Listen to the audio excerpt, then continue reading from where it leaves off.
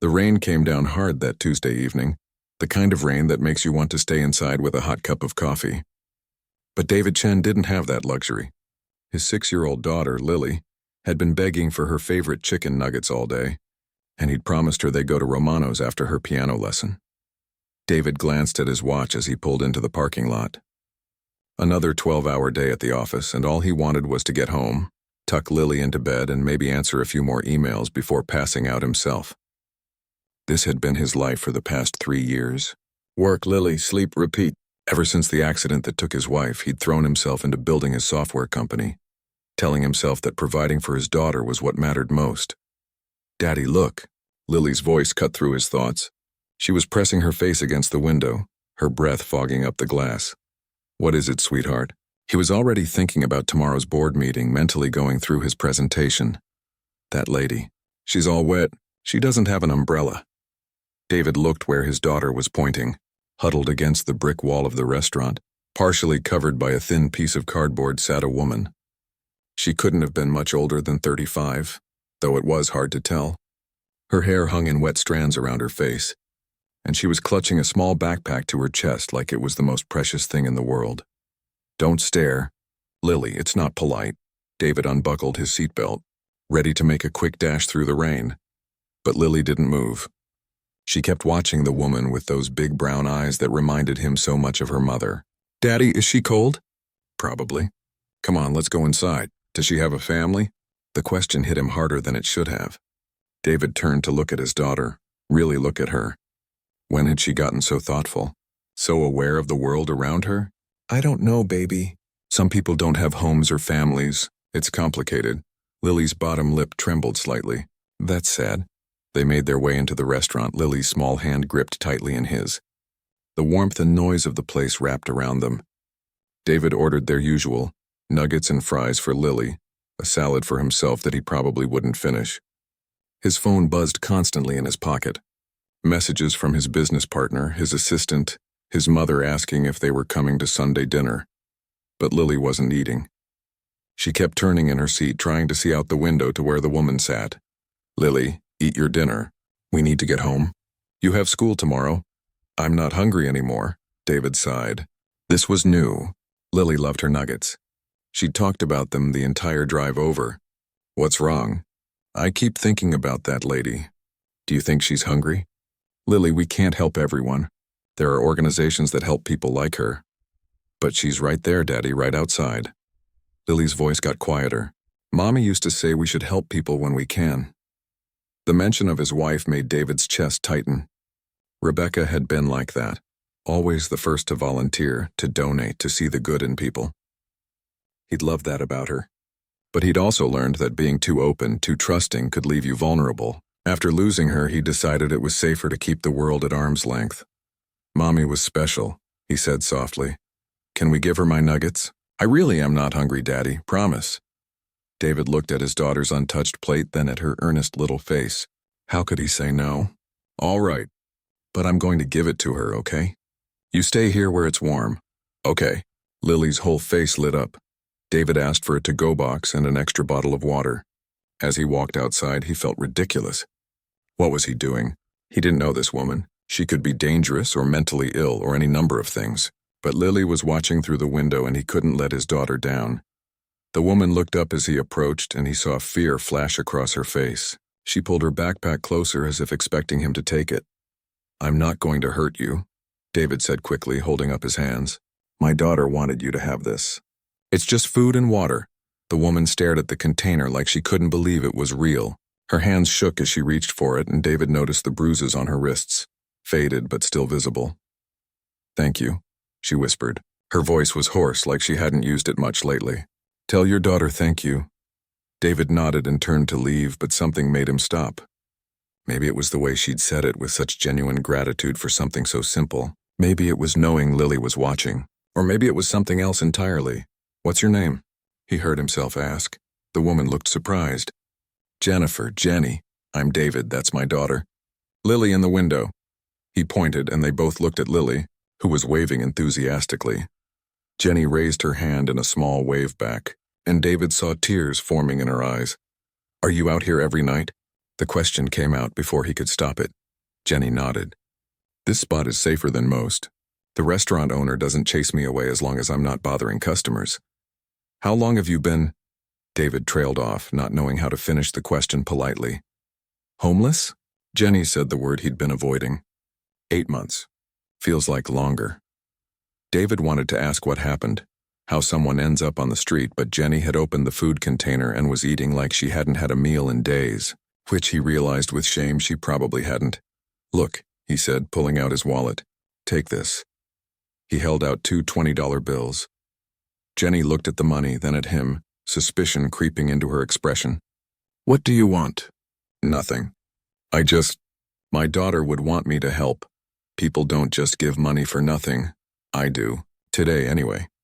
David set the bills down next to her. Stay safe, Jenny. He walked back to the restaurant feeling strange. When he got back to the table, Lily grabbed his hand. Did you give her the food? I did. She said thank you. What's her name? Jenny? Does Jenny have a family, Daddy?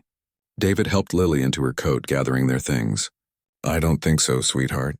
On the drive home, Lily was quieter than usual. David glanced at her in the rearview mirror. She was holding her stuffed rabbit, the one she'd had since she was a baby, and staring out at the rain. Daddy? She said as they pulled into their garage. Yes, baby? Do you think Jenny is sleeping in the rain tonight? David closed his eyes for a moment. Probably. That's not fair. No, he agreed quietly. It's not. That night, after Lily was in bed, David found himself standing at his home office window looking out at the storm. Their house had 6 bedrooms. 6, just for him and Lily. Meanwhile, Jenny was out there somewhere huddled under a piece of cardboard.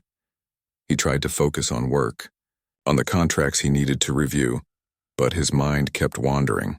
What was Jenny's story? How did a woman who seemed educated and articulate end up on the street? And why couldn't he stop thinking about her? 3 days later, David and Lily drove past Romano's again. Jenny was there in the same spot. Lily saw her immediately. There's Jenny.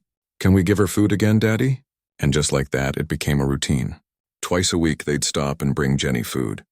Lily would wave from the car and Jenny would wave back. David would exchange a few words, nothing deep, just small talk about the weather or how she was doing. But on the 4th visit, something changed. Lily had drawn a picture at school, a crayon drawing of 3 stick figures holding hands under a rainbow. She insisted on giving it to Jenny herself. David held Lily's hand as they approached. Jenny's face transformed when she saw the drawing. Is this for me? She asked Lily. Lily nodded. That's you, that's me, and that's my daddy. We're friends now. Jenny's eyes filled with tears and David saw her hands shaking as she held the picture. This is the most beautiful thing anyone's given me in a very long time. Thank you, Lily. You're welcome. Do you like to draw? I love to draw. And suddenly, his 6-year-old daughter was sitting on the sidewalk next to a homeless woman, chattering away about her art class and her favorite colors. David stood there not knowing what to do, watching this impossible scene unfold. When they finally left, Lily held his hand extra tight. Daddy, I really like Jenny. She's nice. She seems nice, David agreed carefully. Can we help her find a family? There it was again. That question. David looked down at his daughter's hopeful face and felt something crack open in his chest. Something that had been sealed shut for 3 years. I don't know how to do that. Lily. Maybe she could be our family, Lily said simply, as if it was the most obvious thing in the world. David didn't answer. He couldn't, because his 6-year-old daughter had just put into words something he hadn't even wanted to admit to himself. That their house was too quiet. That he was drowning in responsibility and loneliness. That maybe, just maybe, they needed help as much as Jenny did. That night, David lay awake long after midnight, staring at the ceiling. What Lily had suggested was crazy, reckless. He didn't know Jenny. She could have problems, could be dangerous, could complicate their lives in ways he couldn't imagine. But he also couldn't shake the image of her holding Lily's drawing like it was made of gold, or the way she'd looked at his daughter with such gentle kindness, or the fact that for the first time in 3 years, he'd seen Lily truly engaged with another adult besides him. By morning, David had made a decision. He had no idea if it was the right one, but he knew he had to try. The next Saturday morning, David found himself driving back to Romano's with a knot in his stomach. Lily was in the back seat swinging her legs and humming to herself. She had no idea what her father was about to do. He wasn't even sure himself if this was brilliant or completely insane. Jenny was in her usual spot, reading a battered paperback. She looked up as they approached, surprise crossing her face. "Hi, Jenny," Lily called out, waving. "Hi, Lily." "Hi, David." Jenny set down her book, which he noticed was some kind of textbook. "You're here early today." David's mouth felt dry. He'd rehearsed this conversation a dozen times in his head, but now all his carefully planned words seemed to disappear. "Can we talk?" "Actually talk?" Jenny's expression grew guarded. "About what?" "About an idea I have. It might sound strange, but can we go somewhere? Maybe grab some coffee?" He gestured toward the cafe next door. "My treat." Jenny looked down at herself, at her worn clothes and dirty hands. "I don't think they'd want me in there." "Then we'll sit outside. Please, just hear me out." Something in his voice must have convinced her, because she gathered her things and followed them to a table on the cafe's patio. David ordered coffee and hot chocolate for Lily, along with pastries. When the waitress gave Jenny a disapproving look, he met it with a cold stare that made her back off. "So," Jenny said, wrapping her hands around the warm coffee cup. "What's this about?" David took a breath. "I need help. Lily needs help, and I think maybe we can help each other. I don't understand. I'm a single dad. I run a software company. I work 12, sometimes 14-hour days. My daughter comes home to a nanny who's on her phone most of the time. I miss her school events because I'm in meetings. I can't remember the last time I actually played with her instead of just sitting in the same room while I work." The words came tumbling out faster now. 3 years ago, my wife died in a car accident. Since then, I've been so focused on work, on making money, on building security for Lily, that I've forgotten how to actually live. Jenny listened quietly, her eyes never leaving his face. "Last week, Lily said something that hit me hard. She asked if you could be our family, and I realized she's right. Not about you specifically, but about the fact that we need help. Real help. Someone who can be there for her in ways I can't. There are agencies for that," Jenny said carefully. "Professional nannies, I know. I've hired 5 in the past 3 years. They all treated it like just a job. Which it is, I guess. But Lily needs more than someone who makes sure she does her homework and eats dinner. She needs someone who actually cares. And you think I'm that person? You barely know me. You're right. I don't know you. But I saw the way you looked at Lily's drawing. I see the way you light up when she talks to you. And I saw that textbook you were reading. What was it?" Jenny hesitated. "Educational psychology. I found it in a free library box. I used to be a teacher before what?" She looked away, her jaw tight. "Before my life fell apart." David leaned forward. "Look, I'm not asking you to tell me your life story right now. But I want to make you an offer. A real one. I have a guest house behind my main house. It's small, but it's got everything you need. A bedroom, bathroom, kitchenette. You can stay there. In exchange, I'm asking you to help with Lily. Pick her up from school, help with homework, spend time with her. Be present in a way I can't always be." Jenny's eyes widened. "You're asking me to live on your property? You don't even know me. I could be dangerous. I could be on drugs or mentally ill or... Are you? Any of those things?" "No, but how do you know that?" "I don't, not for certain. But I'm a pretty good judge of character. Built a company from nothing by knowing who to trust. And my gut tells me you're someone who's had bad luck, not someone who's bad." Jenny shook her head, tears forming. "You don't understand. I'm not the person you think I am. I have problems. There are reasons I ended up on the street. Everyone has problems. Everyone has a past. But right now, in this moment, I'm offering you a chance to get back on your feet. You'd have a safe place to sleep. You'd have access to a shower, a real bed, regular meals. You could save money if you wanted to, move out eventually, or not, whatever works. What do you get out of this?" Jenny's voice was suspicious now. "Men don't just offer women free housing without expecting something." David had been expecting this. "I get peace of mind. I get to see my daughter happy. I get to not feel like a failure as a father every single day. And before you ask, no, I'm not looking for anything romantic or physical. I'm not looking for anything except help with my daughter. You'd be an employee, essentially. I'll pay you a salary on top of providing housing." "This is crazy," Jenny whispered. "Probably. My business partner will definitely think so. My mother will have a heart attack. But sometimes crazy is what's needed. Lily, who had been surprisingly quiet during this conversation, tugged on Jenny's sleeve. Would you come live with us? I could show you my room and my toys and my books. Jenny looked at the little girl and David saw her expression soften. I don't know, sweetie. It's complicated. Why? Lily asked with the blunt directness only a 6-year-old could manage. Because I'm not sure your daddy and I really know each other well enough. Then we can get to know each other. That's what friends do. Lily smiled, showing her missing front tooth. David could see Jenny wavering. Think about it, he said. I'm not asking for an answer right now. But here's my card. My personal cell number is on there. Call me if you want to talk more. Or if you just need anything. Jenny took the card with shaking hands. I don't have a phone. There's a payphone at the gas station 2 blocks down. Or ask to use one at any store. Most people will let you if it's local. They left Jenny sitting there, staring at the business card like it might disappear. In the car, Lily was buzzing with excitement. Is Jenny coming to live with us, Daddy? I don't know, baby, maybe. We'll see. But 3 days passed with no call. David tried not to think about it, tried to focus on work, but he found himself distracted. Had he scared her off? Had he come on too strong? Maybe the whole idea was stupid. Maybe he should just hire another professional nanny and accept that this was his life now.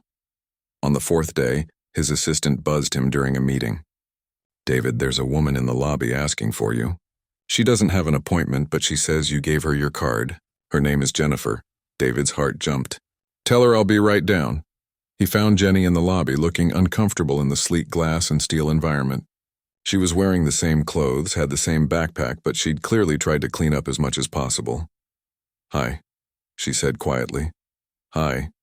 You want to come up to my office? Or we could go somewhere else if you're more comfortable. Your office is fine. They rode the elevator in silence.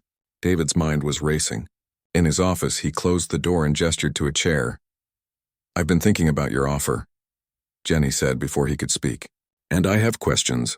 A lot of them. That's fair. Ask away. First, why me? Really, you could hire anyone. Someone with credentials, background checks, references. Why take a chance on someone living on the street? David considered his answer carefully. Honestly? Because Lily connected with you in a way she hasn't with anyone since her mother died. And because I saw that textbook you were reading, someone who's living on the street but still trying to learn, still trying to improve themselves, that tells me something about your character. What if I mess up? What if I can't do it? Then we'll deal with it. But I think you can, and I think you need this as much as we do. Jenny was quiet for a long moment. I need to tell you some things. About why I'm homeless. You deserve to know before you make this offer official. Okay. She took a shaky breath. I was a 3rd-grade teacher in Ohio. I loved my job. Loved my kids. But I was also in a relationship that was bad. Really bad. My boyfriend, he seemed great at first. Charming, successful, attentive. But after we moved in together, things changed. David stayed quiet, letting her talk. He became controlling. Then verbally abusive. Then physically abusive. I tried to leave twice. Both times he found me and convinced me to come back, promised he'd change. The 3rd time, I finally got the courage to go to the police. Filed a restraining order. Pressed charges. Good, David said softly. He went to jail for 3 months. But his family had money, good lawyers. When he got out, he was furious. He couldn't hurt me directly because of the restraining order. But he destroyed my life in other ways. He called my school, told them I was unstable, on drugs, all kinds of lies. Got his friends to back up his stories. I lost my job. Then he somehow got access to my bank accounts, drained them. I couldn't prove it was him. I lost my apartment because I couldn't pay rent. My family, they didn't understand. Thought I was exaggerating, that I should have just made it work. That's horrible, David said, anger rising in his chest. I ended up on the street with just what I could carry. That was 8 months ago. I've been trying to get back on my feet, but it's hard when you don't have an address or a phone or clean clothes for interviews. It's like once you're down, the system is designed to keep you there. Is he still a threat? Your ex? Jenny's face went pale. He got out of jail again 2 months ago. I don't think he knows where I am. I've been careful, stayed away from places I used to go. But the first week was strange for everyone. Jenny spent most of her time in the guest house, venturing out only when David or Lily knocked on her door. She'd emerge looking startled, like she still couldn't believe this was real. At meals, she barely spoke, eating quickly and excusing herself as fast as possible. David worried he'd made a mistake. Maybe this was too much too soon. Maybe Jenny needed more time to adjust. But Lily had other plans. On the third day, Lily showed up at the guest house with her backpack full of art supplies. She knocked firmly, the way David had taught her, and waited. Jenny opened the door, looking tired. David had heard her pacing at night through the baby monitor he'd temporarily set up, just to make sure she was okay. The nightmares Jenny had mentioned were clearly real. "Hi, Miss Jenny, can I come in? I want to draw with you." Jenny glanced back at David, who was pretending to check his phone nearby. He gave her a small nod, letting her know it was okay to say no if she needed space. But Jenny surprised him. "Sure, Lily, come in." An hour later, when David checked on them, he found them sitting on the floor surrounded by papers covered in crayon drawings. Jenny was showing Lily how to draw a tree, her voice soft but engaged. For the first time since moving in, she looked relaxed. "Don't you have work?" Jenny asked when she noticed him in the doorway. "I do, but it can wait. This is more important." Something shifted in Jenny's expression. "You really mean that, don't you?" "Yeah, I do." By the end of the first week, Jenny had started joining them for breakfast. She was still quiet, but she'd ask Lily about school, help her pack her lunch, remind her to brush her teeth. Small things, but they mattered. The second week, David came home early and found Jenny in the kitchen cooking. The smell of garlic and herbs filled the house. "I hope this is okay," she said quickly. "I found the ingredients in your fridge and thought I'd make dinner. I can stop if you want." "No, please. Keep going. It smells amazing. My grandmother taught me to cook. She said food was how you showed love." Jenny's hands moved confidently as she stirred the sauce. "I haven't cooked in so long. I wasn't sure I'd remember how." That night, they sat down to a real dinner together. Not takeout, not something the nanny had thrown together, but an actual home-cooked meal. Lily chattered away about her day, and for once, David wasn't thinking about emails or meetings. He was just there, present, eating good food with his daughter and the woman who was slowly becoming part of their lives. "This is delicious," he said honestly. Jenny ducked her head, but he saw the pleased smile. "Thank you." "Daddy, can Miss Jenny help me with my homework tomorrow? We're learning about fractions and I don't get it. If Miss Jenny doesn't mind." "I don't mind at all," Jenny said. "I used to teach fractions. I might remember a few tricks. It became a routine." Jenny would pick up Lily from school, help with homework, play games with her, read her stories. David would come home to find them baking cookies or building a fort out of blankets or working on some art project. The house felt alive again, but the nightmares continued. David would hear Jenny crying out in the night, hear her pacing. One night, around 2 a.m, he looked out his window and saw her sitting on the guest house steps, hugging her knees. He grabbed a jacket and went outside. "Can't sleep?" Jenny jumped, then relaxed when she saw it was him. "Sorry, did I wake you?" "No, I'm a light sleeper these days." He sat down next to her, keeping a respectful distance. "Want to talk about it?" "Not really, but thank you." They sat in silence for a while. Finally, Jenny spoke. "I keep having this dream that I wake up and I'm back on that corner. That all of this was just a fantasy my brain made up to cope with the cold and hunger. It's not. It's real. I know that logically, but trauma does weird things to your brain, makes you doubt everything. Have you thought about seeing someone? A therapist?" Jenny laughed bitterly. "With what money? Health insurance? I have excellent insurance through the company. You'd be covered as a household employee, and I don't care about the cost. If it helps, it's worth it." She turned to look at him in the darkness. "Why are you doing all this?" "Really? Because Lily needs you, and because I think you deserve a chance to heal. I'm not sure I know how to heal. Maybe we figure it out together." Jenny was quiet for a long moment. "Your wife. How did you deal with losing her?" The question caught him off guard. "Honestly, I didn't. I just buried myself in work and pretended I was fine. Which is why my daughter was starving for attention and I was missing her childhood. At least you had good reasons for shutting down. Trauma is trauma. There's no hierarchy of pain. What happened to you was real and it matters. Thank you for saying that." They sat there until Jenny's breathing had evened out, until she seemed calmer. When they finally went back inside, David felt like they'd crossed some invisible line. They weren't just employer and employee anymore. They were becoming something else. Friends, maybe. Or something like family. The third week brought a new challenge. David had to go to a conference in San Francisco for 3 days. He'd been dreading telling Jenny, worried she'd feel abandoned or overwhelmed. "I can handle it," Jenny said firmly when he brought it up. "I've got this. My mom offered to come stay. David, I've got this. Lily and I will be fine." He left his mother's number just in case, along with a ridiculous number of emergency contacts. Jenny just smiled and waved him off. Those 3 days were transformative. When David called to check in, he could hear laughter in the background. Jenny sent him photos of the elaborate blanket fort they'd built, of the cookies they'd burned on the first try and perfected on the second, of Lily's face covered in flour. "We went to the park today," Jenny told him on the phone. "Lily made a new friend. We stayed for 2 hours. She was so happy. How are you doing?" "I'm good. Tired, but good. Lily's a lot of energy. Tell me about it. But David, thank you for trusting me with her. I know what a big deal that is." When he came back, Lily ran to him with stories about their adventures. But what struck him most was how comfortable Jenny looked. She'd been hesitant before, always asking permission, always ready to retreat. Now she moved through the house like she belonged there. "The place didn't burn down," she teased. "See? I told you I could handle it. I never doubted you." "Liar. You called 6 times a day. 5 times, and one was a video call." They both laughed, and David realized it was the first time he'd heard Jenny laugh so freely. That night, after Lily was in bed, they sat in the living room together. Jenny was working on her laptop, taking online courses to get her teaching certification renewed. David was reviewing contracts but finding it hard to concentrate.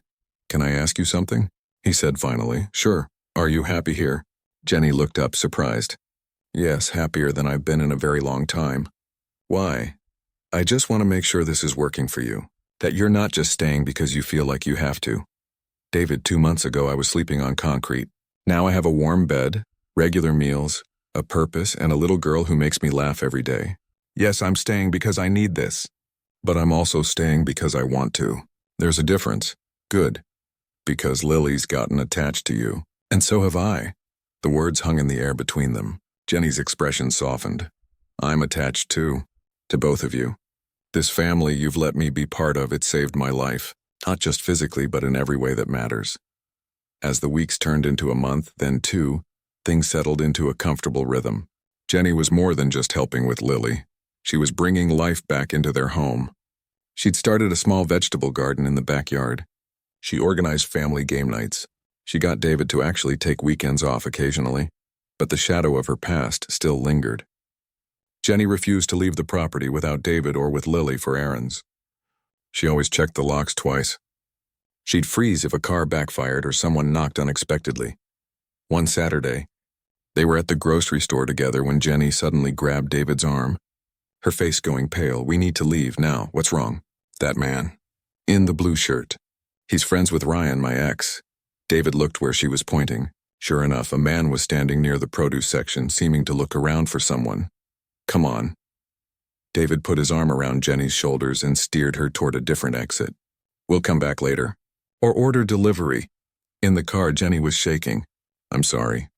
I'm so sorry. I overreacted." "You didn't overreact. If you felt unsafe, that's valid. But now we don't have groceries and—" "Jenny, look at me." David waited until she met his eyes.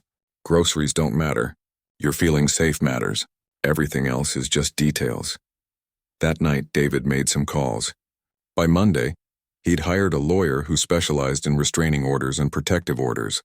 He upgraded his home security system. He got Jenny a new phone with a direct line to his cell and to the local police. "You don't have to do all this," Jenny protested. "Yes, I do. You're part of this family now. We protect family." Jenny's eyes filled with tears. "I don't know how to thank you. You don't need to thank me. You're doing more for us than we're doing for you." But David meant what he said about family. Over the past 2 months, Jenny had become essential to their lives. She was the one who remembered Lily's school events. She was the one who noticed when Lily was sad or worried about something. She was the one who made their house feel like a home. The call came on a Tuesday morning. David was in a breakfast meeting with investors when his phone buzzed with an unknown number. He normally wouldn't answer, but something made him step outside and pick up. "Mr. Chen?" The voice was professional, calm. "This is Officer Patricia Martinez with the local police department. We received a report this morning that I think you should know about." David's heart started pounding. "Is it Lily? My daughter?" "No, sir. Your daughter is fine. This concerns Jennifer Ward, who I understand lives on your property. A man showed up at the station this morning claiming to be her husband. He's requesting information on her whereabouts, saying she's mentally unstable and he's worried about her safety." The blood drained from David's face. "Ryan, you know him? He's not her husband. He's her abusive ex-boyfriend. She has a restraining order against him. That's what we suspected. The restraining order is from Ohio, but we've been able to verify it. We sent him away with a warning not to contact her. But Mr. Chen, if he's gone to the police looking for her, he's not going to stop there. What should I do? Document everything. Keep your security cameras running. Make sure Ms. Ward doesn't go anywhere alone. We'll increase patrols in your neighborhood. And if he shows up, call 911 immediately. Don't try to handle it yourself." David thanked her and ended the call, his hands shaking. He immediately called his lawyer, then his security company, then Jenny. "David?" Jenny's voice was bright when she answered. "Is everything okay? Where are you?" "At home. Lily and I are making pancakes." "Why? Stay inside. Lock all the doors. I'm coming home right now." The drive home felt like it took forever. When he got there, Jenny was standing in the kitchen, Lily beside her, both looking worried. "Lily, sweetie, can you go play in your room for a few minutes? I need to talk to Miss Jenny." "But Daddy, please, baby. I'll come get you in a bit." Once Lily was gone, David told Jenny everything. He watched the color drain from her face, saw her hands start to shake. "He found me," she whispered. "I knew he would eventually. I just hoped. Listen to me." David took her hand, steadying her. "We're going to handle this. You're not alone anymore. I've got the lawyer working on getting the restraining order enforced here. I've upgraded the security system. The police are aware and watching. He can't get to you. You don't know Ryan. He's smart. He's patient. He'll find a way. Then we'll be smarter. We'll be more patient. But Jenny, you can't let fear control you again. You've come too far." Jenny pulled her hands away, wrapping her arms around herself. "Maybe I should leave. If I'm not here, you and Lily will be safe." "No, absolutely not. Running is what he wants. It gives him power. We stand our ground. David, you don't understand what he's capable of. Then tell me. Tell me everything so I know what we're dealing with." Jenny took a shaky breath and started talking. She told him about the time Ryan had locked her in their apartment for 3 days. About how he'd isolated her from friends and family. About the night he'd broken her wrist and told the hospital she'd fallen downstairs. About his threats to kill her if she ever left him. By the time she finished, David was fighting to keep his anger in check. Not at her. Never at her. But at the monster who'd done this to her. "He's not going to hurt you again," David said firmly. "I promise you that." But promises are hard to keep when someone is determined enough. 3 days later, Lily came home from school upset. Jenny had picked her up as usual, but something was wrong. "What happened?" David asked, seeing his daughter's tear-stained face. "There was a man at school," Lily said, hiccuping. "He was watching me on the playground. When Miss Jenny came to get me, he followed us to the car. He said things." David looked at Jenny, who was pale and shaking. "What did he say?" "He said I looked good. That he'd missed me. That we had a lot to catch up on." Jenny's voice was barely a whisper. "He made sure I saw him. Made sure I knew he knew exactly where to find me." "Did you call the police?" "I was too scared to do anything but get Lily in the car and leave." "I'm so sorry, David. I should have." "You did exactly right. You protected Lily and got her home safe." But David was furious. This man had approached his daughter's school, had terrified a 6-year-old child, had threatened Jenny in broad daylight. He immediately called Officer Martinez. "We'll send someone to take a statement," she said, "and we'll notify the school. But Mr. Chen, unless he actually violates the restraining order by making contact or coming within the specified distance, there's not much we can legally do. So what? We just wait until he does something violent? I know it's frustrating, but our hands are tied until he breaks the law." That night, David couldn't sleep. He kept checking the security cameras, watching for any sign of movement. Jenny had locked herself in the guest house and wasn't answering her phone. Lily had nightmares and climbed into his bed, something she hadn't done in over a year. "Daddy, is the bad man going to hurt Miss Jenny?" "No, baby. I won't let that happen. Promise?" It was a promise David desperately wanted to keep but wasn't sure he could. "I promise I'll do everything I can to keep both of you safe." The next morning, David made a decision. He called his business partner and told him he was taking a leave of absence. Then he called a private security firm. "I need someone here 24/7, he told them. "Someone who can protect my family if a threat materializes." By that afternoon, a former police officer named Tom was stationed at the house. He was in his 50s, calm and professional, with years of experience dealing with domestic abuse situations. Jenny was mortified.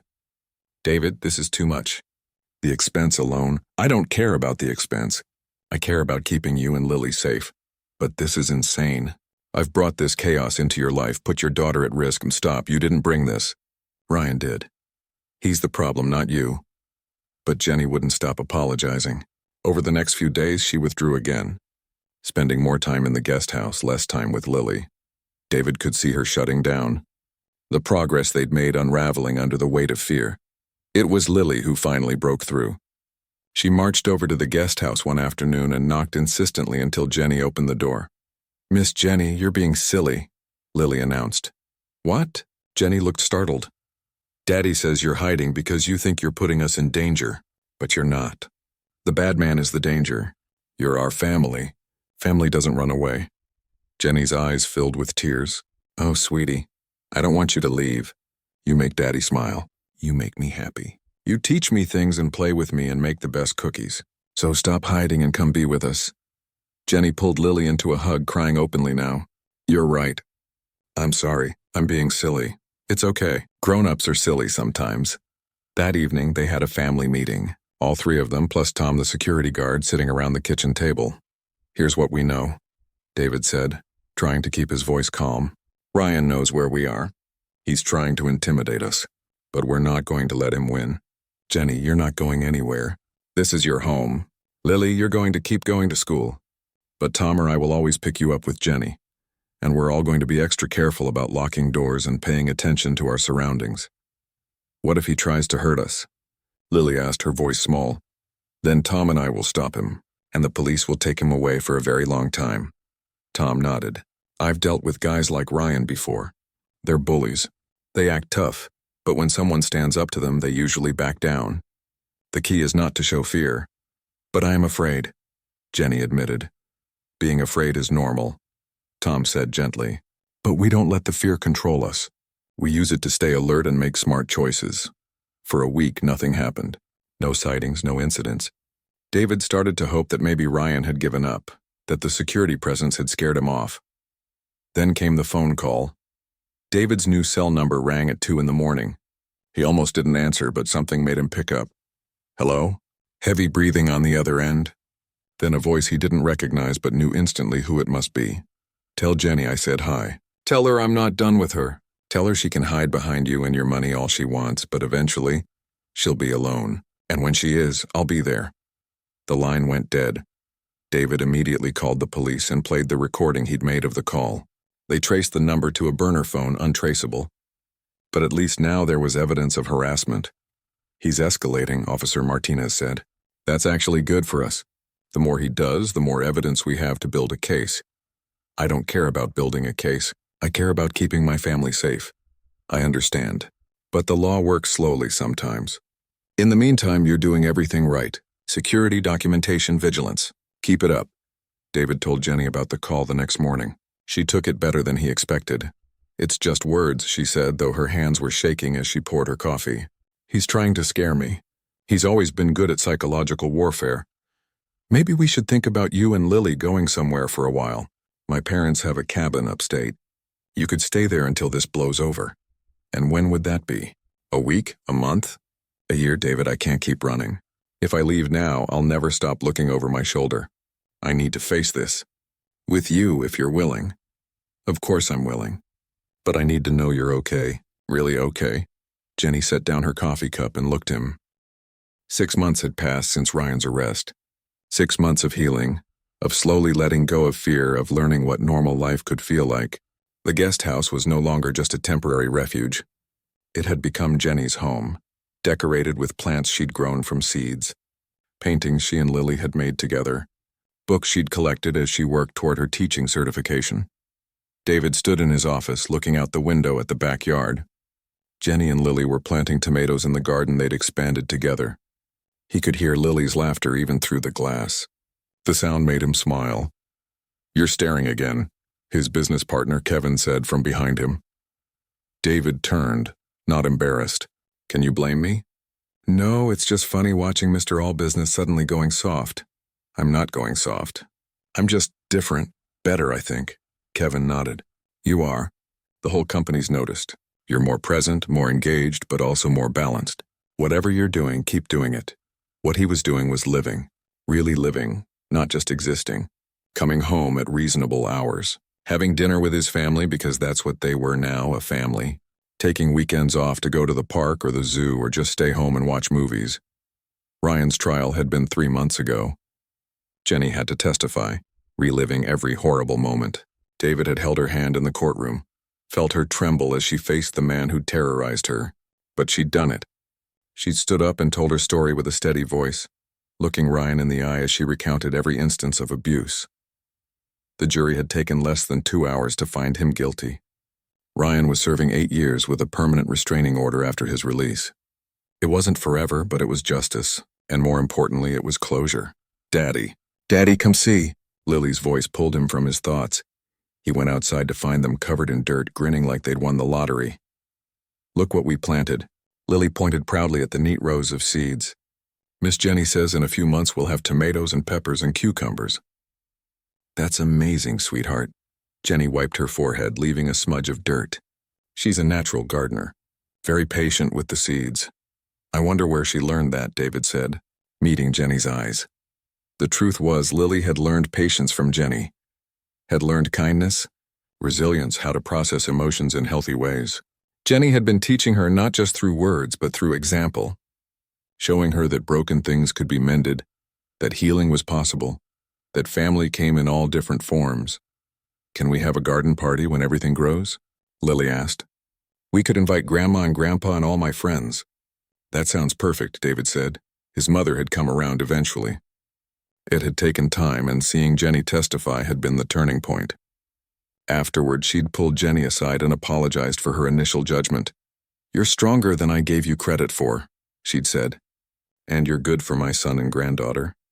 I was wrong to doubt you." Now his mother called Jenny at least once a week, sharing recipes and asking about Lily. Last Sunday, she'd even asked Jenny's opinion on a family matter before asking David's. The shift had been subtle but profound. That evening, after Lily was in bed, David found Jenny on the porch swing, reading one of her textbooks. She was 2 months away from completing her certification program. "Can I join you?" he asked. "Of course." She moved over, making room.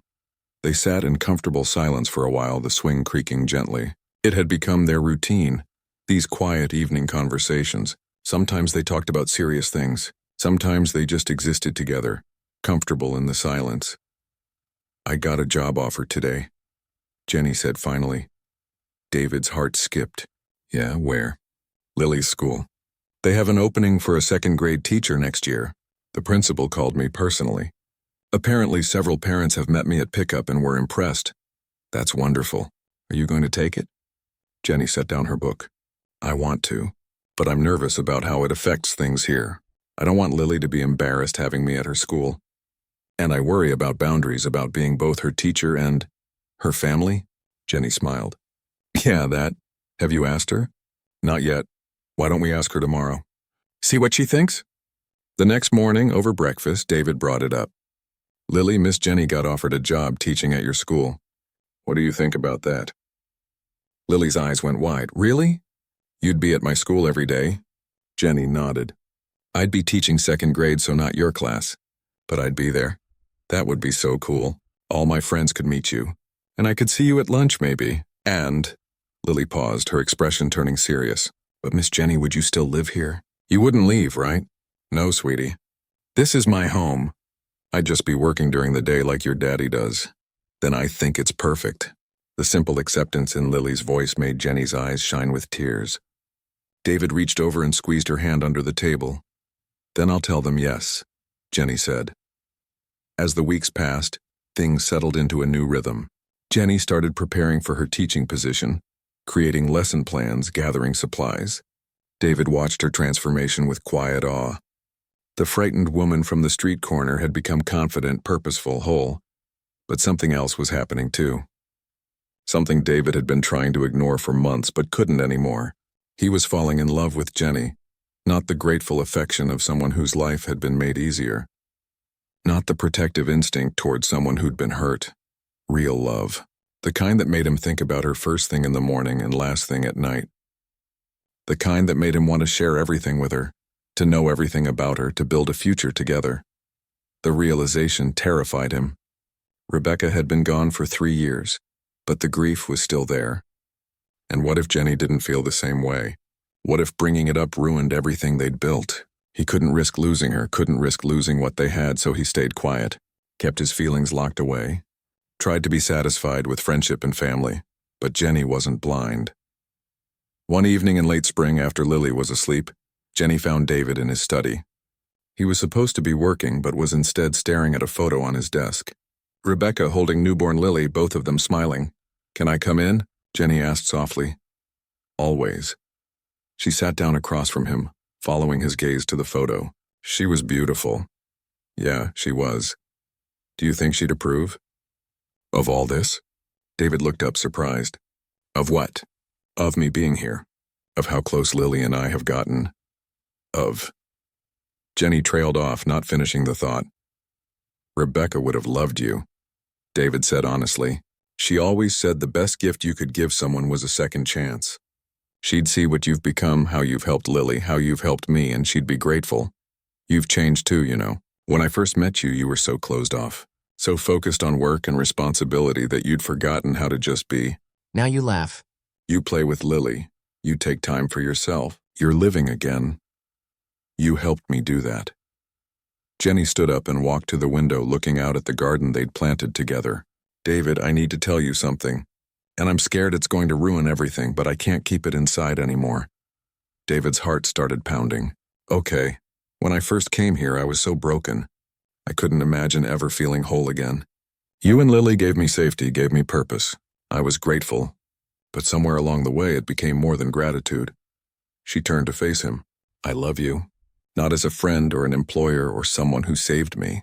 I love you as a man, as a partner, as someone I want to build a life with. And I know that's complicated and maybe inappropriate given how we started, but I can't pretend anymore. David stood up, moving toward her. Jenny, it's okay if you don't feel the same way, she rushed on. I know you loved Rebecca. I know you might not be ready. I'll understand if you want me to move out to create some distance. Jenny, stop. David took her hands in his. I love you too. I've been in love with you for months. I was just too scared to say anything. Really? Really? You've brought light back into my life. You've shown me that it's possible to honor the past while embracing the future. Rebecca will always be Lily's mother, will always be part of our story. But that doesn't mean I can't love you. It doesn't mean we can't build something new. Jenny's face broke into the biggest smile he'd ever seen. So what do we do now? Now we stop hiding. We be honest with ourselves and with Lily about what this is. We take our time, do this right. And we see where it goes. I'd like that. David pulled her into a hug, feeling her arms wrap around him. It felt right. Natural, like coming home. They told Lily the next weekend. David had been nervous, worried about how his daughter would react to the possibility of him dating someone, especially someone she was already so close to. They sat her down in the living room, both of them on the couch with Lily between them. Sweetie, Miss Jenny and I need to talk to you about something, David started. Lily looked between them, her expression curious but not worried. Okay. You know how Miss Jenny and I spend a lot of time together? How we're friends. Uh-huh. Well, we've realized that we're more than friends. We have feelings for each other. Like how Mommy and I used to have feelings for each other. Lily's eyes went wide. You mean like boyfriend and girlfriend? Sort of. We're taking things slow, figuring it out. But yes, something like that.